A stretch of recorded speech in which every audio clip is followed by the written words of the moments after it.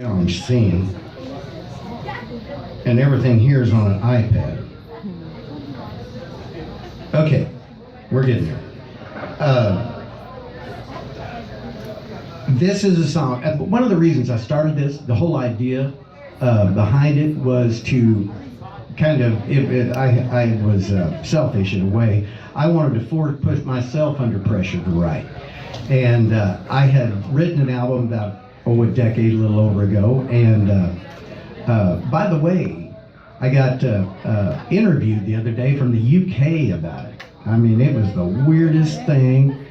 Yeah, I had a guy call me, said he wanted to interview about the album because, you know, the subject matter is real big in the UK. So anyway, it was a real unusual experience. But now I've got a contact over there, and I'm sure we can get other people on that line. So he puts a podcast out every so often. But it got me to, you know, I just wanted to, I wanted to force myself to write, and I figured the best way to do it was start something like this, and then you'd be embarrassed if you didn't. So nothing like pressure. But anyway, so this is the first song that I've written since that album, and it's about how crazy busy our lives are, and just, you know, how 100 years, or not even that, made such a difference in life, and what people got up and they did and they thought, and how busy they were and how stressed they were and all this stuff. And this is a song that I actually wrote about my granddad, who was he was a railroader. My whole family was, and he was way back there, 1800s. He started working on steam engines, and they built, he was a road foreman, so he was over people laying track out in the middle of nowhere.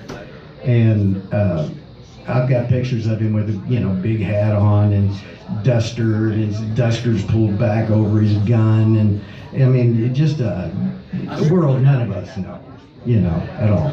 And but anyway, he was quite a man. He told me one time that we never went to the moon.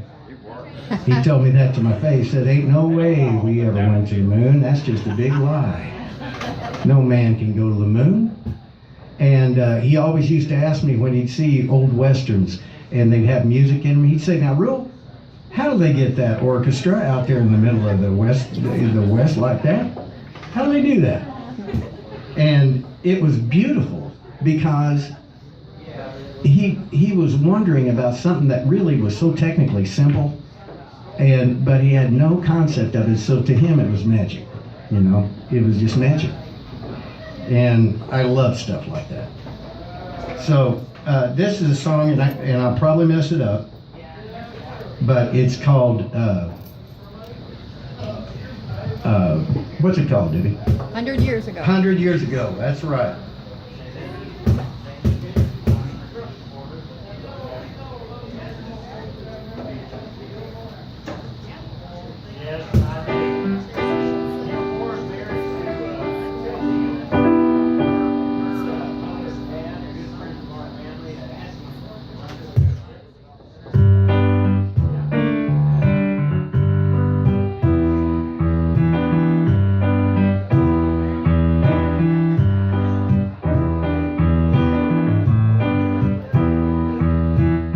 Mom's in the kitchen, cooking beans and cornbread.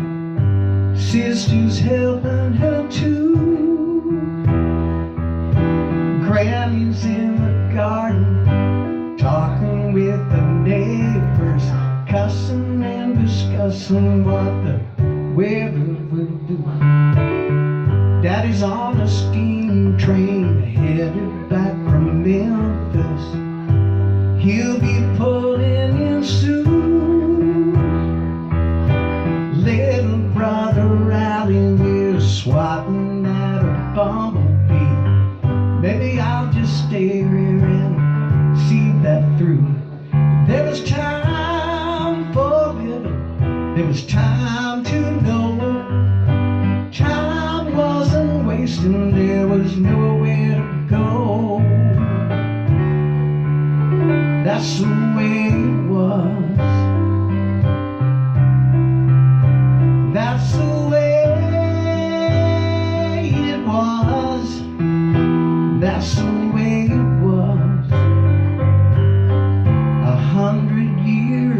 go.